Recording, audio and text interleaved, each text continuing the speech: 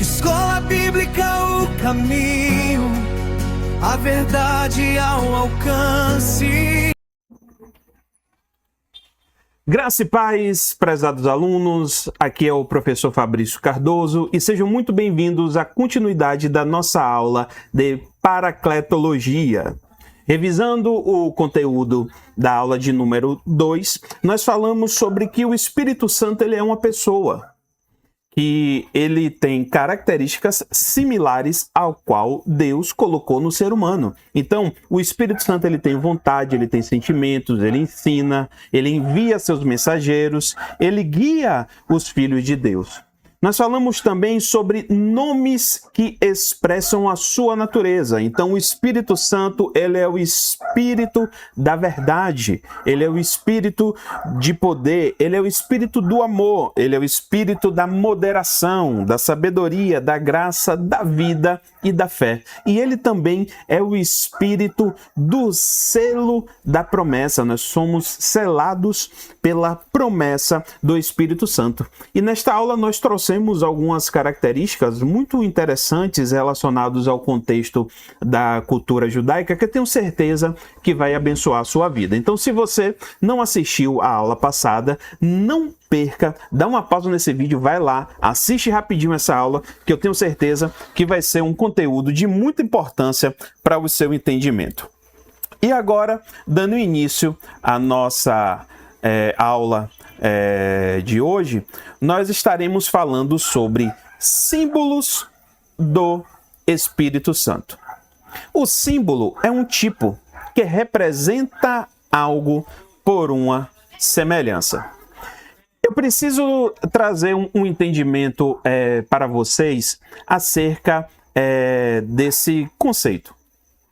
Para que nós possamos entender a questão da simbologia bíblica, nós precisamos pensar de acordo com a mente hebraica, com a mente ao qual as pessoas que escreveram as Sagradas Escrituras, elas recebiam as suas influências e quais as características que geraram referência sobre elas. Não existe como, com a nossa mentalidade de hoje, a nossa mentalidade sul-americana, brasileira, baseada nas influências ideológicas, filosóficas que nós recebemos, com a característica climática, cultural, com esse advento da pós-modernidade, com uma rotina tecnológica, acharmos que através da nossa percepção nós entenderemos a complexidade e a profundidade bíblica. Nós estamos falando sobre relatos que datam dentro da arqueologia de cerca de 1.600 anos antes de Cristo.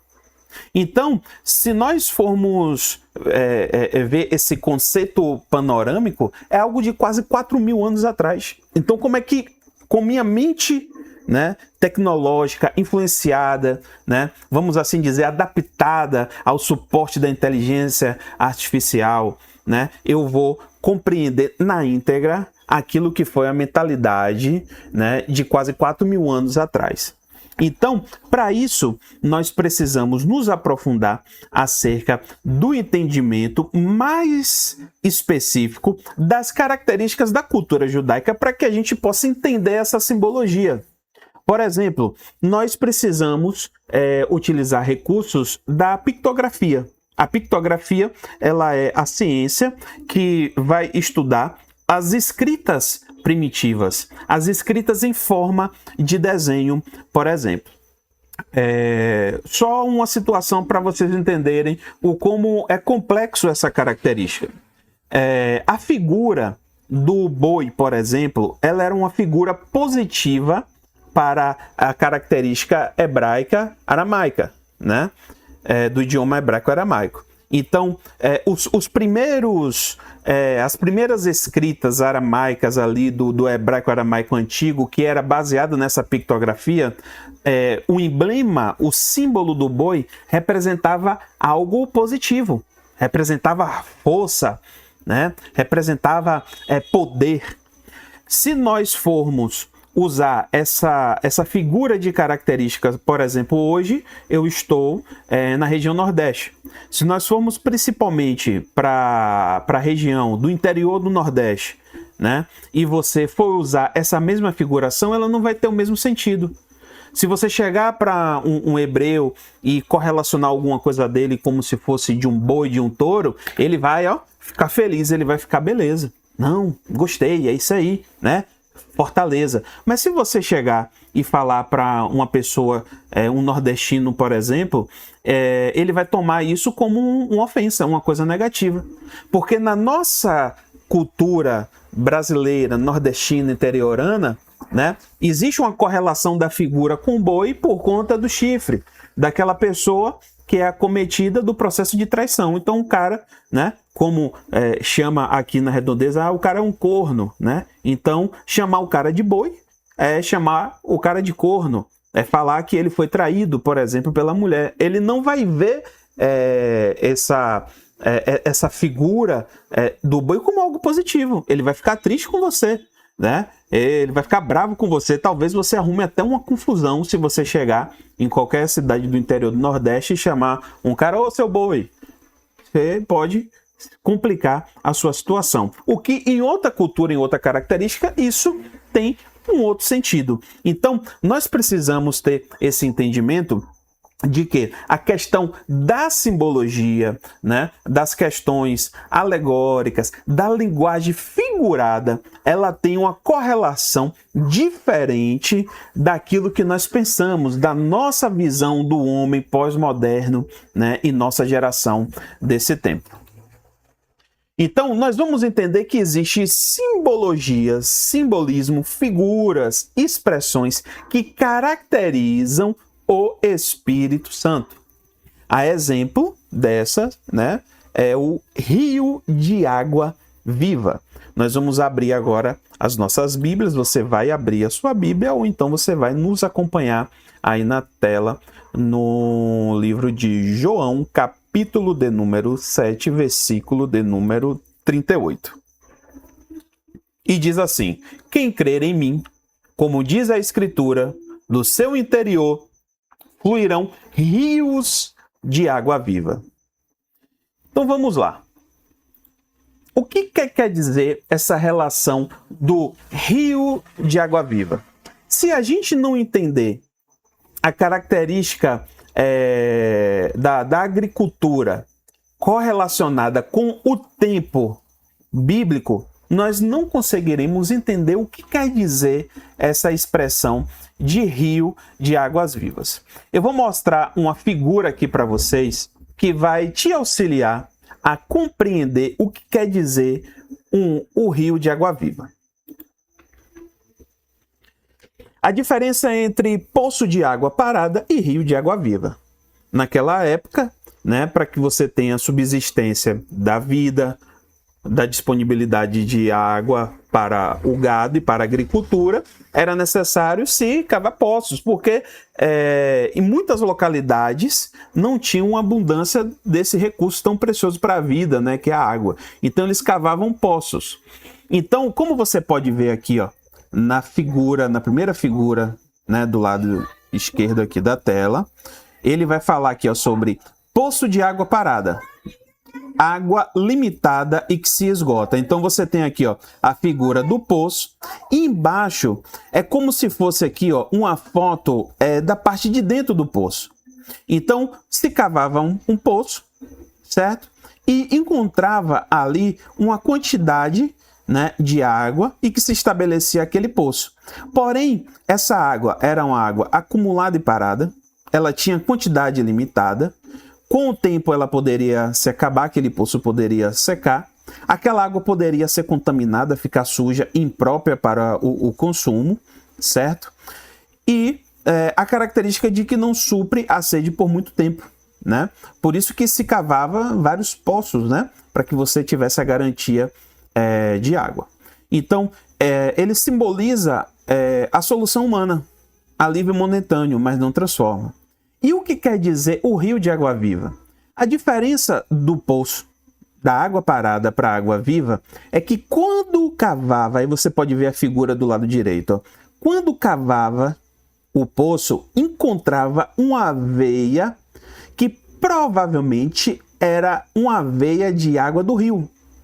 Ou seja, era água corrente que vinha da fonte. Era inesgotável, porque estava conectada, certo, ao rio. Então, à medida que você fosse consumindo, ele iria, né, continuar abundante. Pura e limpa e renovada, porque era uma água em movimento. A água parada propícia para contaminação. A água, né, que gira, né, que tem fluxo, né, ela é uma água renovada. E ela sacia a sede e tem, né, esse simbolismo com a vida eterna. Por isso que a água viva tem o simbolismo da vida em Cristo. Água viva que transforma, renova e sustenta para a eternidade. Então, o rio de água viva, ele vai estar relacionado com aquela fonte, certo?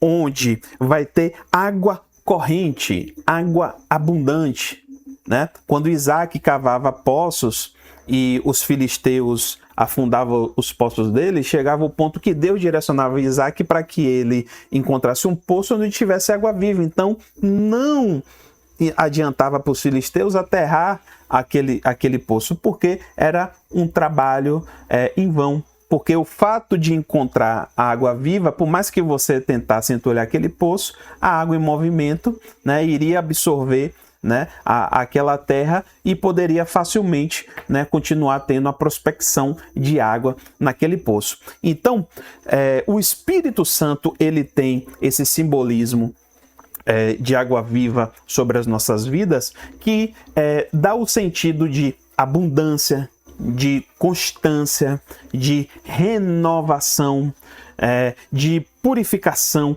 de continuidade. Então, quando fala sobre que nós, através do Espírito, teremos acesso a esse rio de água viva, não está falando literalmente, sabe? Não está falando literalmente sobre uma água que mata a nossa sede física, biológica. Está falando sobre um aspecto espiritual. Então a Bíblia é recheada disso, de características físicas, literais, realmente ao pé da letra, porém com um sentido, certo, figurado. Então, nós temos o entendimento, como você viu na tela, a figura do que quer dizer o rio de água viva, né? Vamos assim dizer, essa é a nossa hermenêutica, essa interpretação, o entendimento do texto, e nós fazemos essa exegese, que é essa aplicação para o sentido na visão cristã, na visão trinitária, na visão protestante, na visão soteriológica, onde nós temos a correlação desse rio de água viva com esse conceito de ser inesgotável, certo? Que vem sobre a nossa vida espiritual. Então, quando você tem o Espírito Santo, ele é como um rio de água viva sobre a sua vida. Ele é ilimitado, ele é inesgotável. Amém? Vamos dar continuidade a nossas características. O Espírito Santo, ele é símbolo de fogo também, né? Então vamos abrir lá nossas Bíblias em Lucas 12, 49. Vim lançar fogo na terra. E que mais quero, se já está aceso? O que é que isso quer dizer, meus irmãos? Nesse versículo, o fogo, ele tem relação na Bíblia acerca da questão da purificação. O fogo, ele representa pureza, aquilo que é puro, aquilo que é refinado, aquilo que é submetido a uma alta temperatura para se tornar puro. O fogo, ele simboliza também a presença de Deus, a intervenção de Deus. Então, o Espírito de Deus ele é fogo consumidor, ele intervém. E quando ele vem, ele consome. Aquele fogo tem a capacidade de destrutiva, de ele anular tudo aquilo que pode ser queimado, que pode ser acessível por ele, que possa ser purificado por ele. Então, o fogo ele tem essa correlação. E nesse contexto, esse fogo ele representa a obra de Deus. Nesse contexto, Jesus ele estava falando uma série de ensinamentos para os seus discípulos e falando sobre as características de sua obra, os desafios que ele iria enfrentar. E ele faz muita correlação também com a oposição que ele iria enfrentar acerca dos fariseus, dos falsos mestres, né, da lei, dos doutores da lei, que seriam oposição ao seu trabalho, né? Então, quando fala de que ele veio lançar fogo na terra, está correlacionando que ele veio cumprir a sua obra. E a sua obra, ela vem como fogo, ela veio para purificar, ela veio para lavar, né? Ele veio para tirar todo aquele fermento dos fariseus, né? Da falsa religião, da religião hipócrita, né, que havia se estabelecido sobre Israel. E quando ele faz essa indagação no final do texto, que ele fala, e o que mais eu quero se já está aceso, né? Ele fala sobre a continuidade da obra de Cristo que já estava em andamento. Não era algo que iria começar, o que já estava acontecendo naquele momento. Então, o fogo, ele tem esse sinal, essa representação da purificação, da intervenção de Deus. E podemos também correlacionar esse texto com a questão do confronto que as palavras de Cristo iriam provocar para o sistema religioso da época. O Espírito Santo é como um vento, está lá em João 3,8, né? É um texto muito conhecido, não vou abrir aqui para a gente ganhar tempo. Você com certeza já conhece, né? Fala lá a história de Nicodemos, do nascer de novo. E ele faz uma relação ali, né? Sobre como a gente não sabe de onde que o vento vem, assim como ele vai, assim é aquele que é nascido de novo, que é nascido do Espírito, né? Que é conduzido pelo Espírito, né? Fala ali uma das características, né? Da impermeabilidade do Espírito Santo. Ele não pode ser visto, mas ele pode ser sentido, que é uma relação, né, do vento, e ele é quem nos direciona. Então, a representação do vento nesse contexto, ele fala acerca sobre direcionamento. A pessoa que tem o Espírito Santo, ela não fica perdida, ela não fica sem norte, ela não fica sem saber o que fazer, ela não fica angustiada, por exemplo, porque o Espírito Santo sempre irá conduzi-lo. O Espírito Santo sempre irá orientá-lo. Unção para evangelizar, curar e libertar. Vamos lá para Lucas, capítulo número 4, versículo de número 18. Versículo muito conhecido por todos os cristãos. O Espírito do Senhor está sobre mim, pelo que me ungiu para evangelizar os pobres. Enviou-me para proclamar libertação aos cativos e restauração da vista aos cegos, para pôr em liberdade os oprimidos. Meus irmãos, aqui é um texto de Isaías, né? O texto de Isaías era um texto muito valorizado nesse período bíblico da vinda de Jesus, porque havia uma iminência, né, acerca da vinda do Messias. Então, era um texto muito utilizado e muito lido na época. Então, quando esse texto aqui, ele vai falar que o Espírito do Senhor que está sobre ele, que ungiu ele, aí ele vai falar sobre a proposta do Evangelho, que é a proposta da obra de Cristo. né, para evangelizar os pobres, para proclamar libertação aos cativos, restaurar a vista aos cegos, pôr em liberdade os oprimidos, né? São os sinais. É através do Espírito Santo que há libertação, que há restauração, que há salvação, né? Que há operação de milagres. E o texto mostra que a causa para que essa obra aconteça é a unção do Espírito Santo, né? O Espírito de Deus que está sobre ele. Então, esta unção, né? A palavra unção, ela é justamente, né? Ela vem da raiz hebraica mexia, né? Que quer dizer ungido, que quer dizer revestir e esfregar. Então, qual era a característica do ato de ungir, né? De revestir, de esfregar? Era uma obra, né? Justamente direcionada para sacerdotes, para reis, para profetas e para objetos.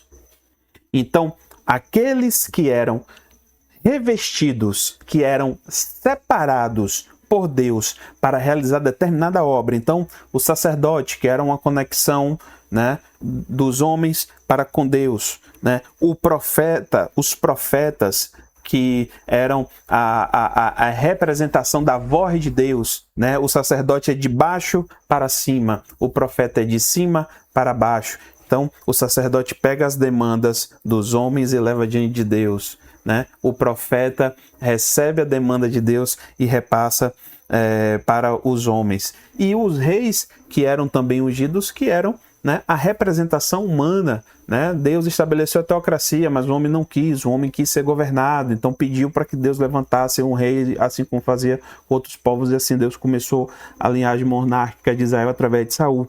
Então, a unção representa a preparação, a capacitação de Deus. É o revestimento. É como que se Deus esfregasse sobre nós o seu Espírito, dando, né, aquilo que for necessário para executar tal obra. Então, o Espírito Santo, ele nos unge para cumprir a obra da sua vontade sobre as nossas vidas. Então, essa é a característica da unção, da consagração. Vamos lá, dando continuidade. O Espírito Santo, ele também simboliza o azeite, né? Nós vamos ganhar tempo aqui. Eu não vou abrir Mateus 25, 2, 4, né? Você pode ler aí, né, posteriormente. Mas o sentido do azeite está muito relacionado, né, com a unção. Porque o azeite, ele era utilizado, né, como esse ato profético do exercício da unção, né, dessa consagração. A palavra azeite, ela vem do hebraico shemen, que faz referência ao fruto e que tem o mesmo sentido de mexia, de ser ungido. Então, a correlação, né, da expressão do azeite para com a unção é uma conexão. São palavras diferentes, porém querem dizer a mesma coisa, certo? A pomba, né? A pomba, que vem do hebraico ionar. Ionar é a tradução sobre a pomba. Está lá em Lucas, capítulo 3, versículo de número 22. Nós vamos abrir a nossa Bíblia agora aí. Lucas 3, 22. E o Espírito Santo desceu sobre ele em forma corpórea como pomba, e ouviu-se uma voz do céu: Tu és o meu filho amado, e em ti me comprazo. Então, esse é um dos textos mais extraordinários da Bíblia, né? Que comprova a Trindade Santa nesse momento ali do batismo de Jesus, né? Então, o Espírito Santo, né, que desceu. Então, ali nós temos a figura do Filho, né, que estava ali sendo batizado. Nós temos a figura do Espírito Santo que vem sobre ele, e a figura do Pai que se manifesta nesse momento, né? Essa é o que nós chamamos da teofania, né? Que são as manifestações que as Sagradas Escrituras trazem sobre Deus. Então, é uma manifestação, né, da teofania nesse momento aqui agora. E aí ele usa, né, a expressão de como uma pomba, né? Então, qual é a relação de pomba, né?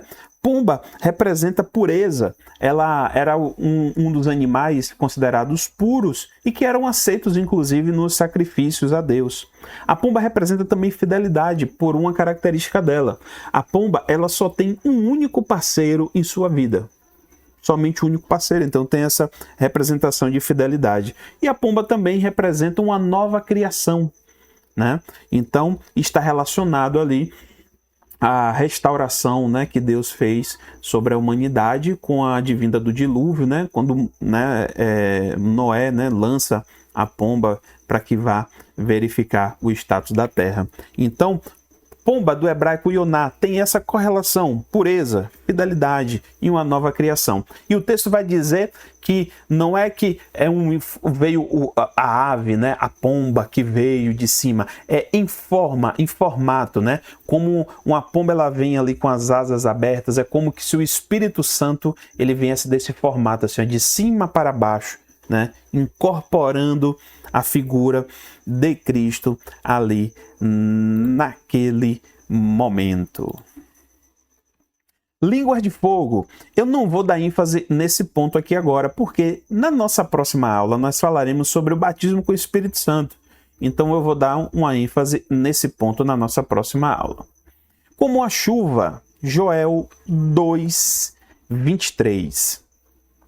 Vamos abrir lá a Bíblia em Joel 2, 23.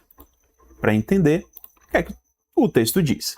Ele diz assim, ó: Alegrai-vos, pois, filhos de Sião, regozijai-vos no Senhor vosso Deus, porque Ele vos dará a justa medida, a chuva temporã, para descer a chuva, a temporã e a serôdia, como no princípio. Qual é a relação, né? Chuva tem relação de bênção, certo? Chuva quer dizer bênção.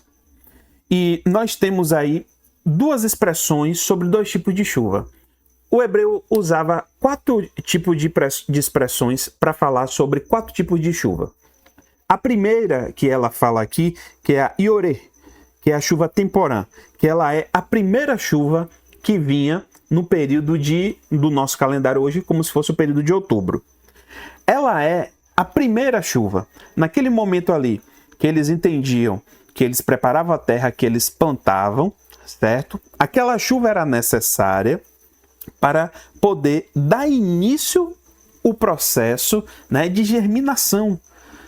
A Bíblia sendo revestida de conhecimentos acerca da agricultura para explicar, né, uma característica de extrema importância. Então, aquilo que nós falamos no início, né, sobre a água viva. Então, a gente entende a característica literal para entender a figurada.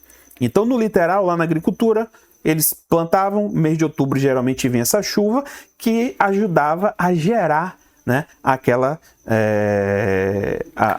semente que foi lançada. E a última chuva, né, que era a Malkosh, que é a chuva serôdia, era chamada de última chuva. E essa chuva, ela vinha ali geralmente no período, no nosso calendário, de abril. Então, a primeira chuva temporã, que vinha para germinar aquela característica, certo? E a chuva serôdia, que vinha no finalzinho antes da colheita para nutrir aquela plantação e garantir a safra, a colheita. Então, a vinda da chuva certa no tempo certo era a representação da intervenção e da bênção de Deus. Se Deus permitisse que a chuva temporã e a serôdia viesse, era a certeza, certo, da colheita. E nós temos aí uma correlação, né, figuradamente, né, essa chuva representa, né, o Espírito Santo, a bênção do Espírito Santo. Então essa chuva temporã, ela está correlacionada figuradamente com o derramar do Espírito Santo no advento de Pentecoste. E essa última chuva, né, a chuva serôdia, ele está relacionado a essa última chuva, a essas porções, pequenas porções de avivamento do Espírito Santo que seriam, né, derramados continuamente, principalmente, né, nos últimos dias. Então, nós entendemos a chuva como essa grande representação. E para nós finalizarmos, né, o Espírito Santo ele tem um símbolo também do óleo precioso e o orvalho, né? Vamos abrir as nossas Bíblias lá no Salmo 133, do 2 ao 3. Abre a sua Bíblia, pode pausar o vídeo aí rapidinho, você abre a sua Bíblia, ou então você acompanha conosco aqui na tela. É como um óleo precioso sobre a cabeça, a qual desce para a barba de Arão, e desce para a gola das suas vestes. É como o orvalho do Hermon, que desce sobre os montes de Sião. Ali ordena o Senhor a bênção e a vida para sempre. Um salmo muito curtinho, né? Que ele vai estar falando, né? Primeiro sobre essa característica do óleo precioso, né? Esse óleo precioso representa a unção, né? Ele vai falar aqui sobre a relação desse óleo precioso que vem sobre a cabeça, nesse revestimento, ao qual desce para a barba, desce para a barba de Arão e desce pela gola das suas vestes.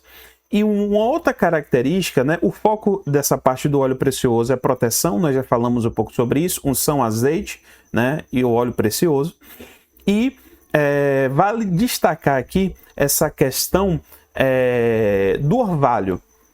O que era esse orvalho, né? O orvalho, ele é uma chuva fina. Nós conhecemos hoje aqui na nossa linguagem como uma garoa, né? Então, o monte do Hermon, né? Esse salmo ele é atribuído a Davi, né? E ele fala sobre a conexão dos irmãos, sobre a união dos irmãos, que está correlacionado também com a união das tribos, com aquilo que está em um território de um e que derrama bênção sobre outro.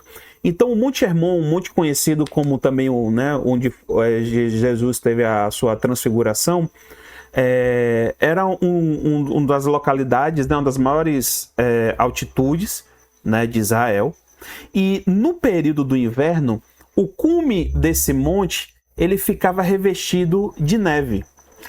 E a cidade, quando ele fala aqui de Sião, ele está se referindo a Jerusalém. E a cidade de Jerusalém ficava no vale, ficava na parte de baixo. Então, Hermon ficava na parte de cima, suspensa, e Jerusalém embaixo.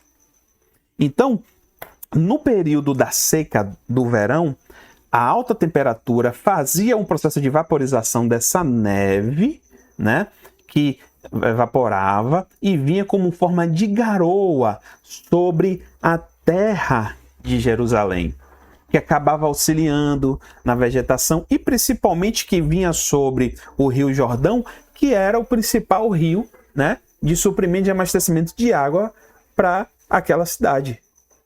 Então, essa correlação desse orvalho, né, fala, né, tem aquela transfiguração daquilo que vem do alto como um bênção para nós que estamos aqui embaixo. E eu gostaria de mostrar para você uma figura que eu tenho certeza que vai te ajudar muito a você entender aqui essa característica que eu estou lhe explicando. Essa aqui é uma figura, lógico, né, não é real, né, nessa visão panorâmica, mas foi criada por inteligência artificial. Mas só para vocês entenderem, né, o Monte Hermon é aqui em cima, ó, na parte de cima, tá vendo onde está branquinho aqui, que tem a neve, né? E aqui embaixo está Jerusalém, ó, os muros, né? Aqui é a cidade de Jerusalém. Então, no período do verão, né? Tá vendo essa névoa que tem aqui logo na parte do meio aqui da tela? Então, esse aqui é o orvalho. Então, os ventos fortes do verão trazia essa garoa que vinha, né, geladinha ali, abundante em água e que molhava toda a terra, né? Então, a expressão do orvalho, ela tem a correlação do refrigério no momento de seca, de calor. Então Deus manda aquele refrigério, né? Aquele ventinho da manhã vindo com aquela garoa sobre as nossas vidas, e representa também a provisão, a intervenção divina. Em um momento de seca, Deus gera uma forma de como lançar a sua intervenção e a sua provisão para aquilo que eu e você precisa. Chegamos ao fim da nossa aula, espero que tenha sido edificante e produtiva para você, que você tenha entendido todas as questões literais e figuradas da simbologia acerca do Espírito Santo. Te convido a continuar acompanhando os nossos conteúdos. Nós teremos várias outras aulas ainda dentro dessa temática, né? Essa disciplina, assim também como a disciplina de Cristologia, nós acreditamos ser uma das mais importantes da teologia sistemática, que é a base do nosso curso, para que a gente possa, né, trazer uma ênfase maior para a nossa proposta de formação. Então, curte, comenta, compartilha. Se você tem dúvida, traz aqui para a gente, né? Envia para os seus amigos, para as pessoas do seu meio de convivência, que você sabe que vai gostar desse estudo, desse conteúdo. Deus continue abençoando a sua vida e até a nossa próxima aula, em nome de Jesus. Graça e paz e até a nossa próxima aula.